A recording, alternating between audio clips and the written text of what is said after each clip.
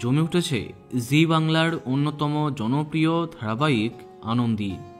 একের পর এক মোক্ষম চমক আসছে গল্পে। মাঝে 2 সপ্তাহ নায়িকা না থাকায় অতটা জমজমাট হয়নি আনন্দী।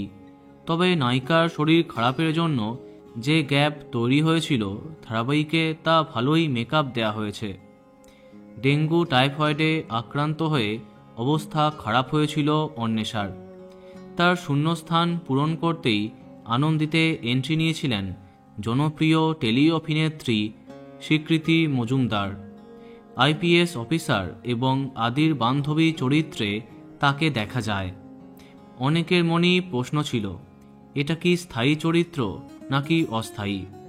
অবশেষে অভিনেত্রী নিজেই জানিয়েছেন আনন্দীতে তার চরিত্রটি একটি অতিথি চরিত্র।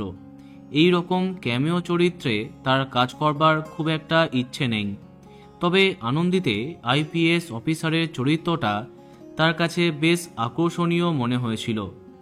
তার ব্যক্তিত্ব এবং উচ্চতার জন্য এই চরিত্রটা তাকেই ভালো মানাতো, তাই আর না করেননি অভিনেত্রী। তবে জানা যাচ্ছে এবার তার চরিত্রের মেয়াদ ফুরিয়ে যাচ্ছে। আনন্দীকে উদ্ধার করে আদির কাছে তাকে ফিরিয়ে দেবার পরই তার ছুটি, অর্থাৎ আনন্দীর আগমনে বিদায় নেবে এই চরিত্র এবং চরিত্রাভিনেত্রী স্বীকৃতি মজুমদার। তো বন্ধুরা, তাকে কে কে মিস করবে কমেন্টে জানাতে পারো। আর এই রকমই আরও অনেক ভিডিও পেতে সাবস্ক্রাইব কারেন্ট বস। ধন্যবাদ।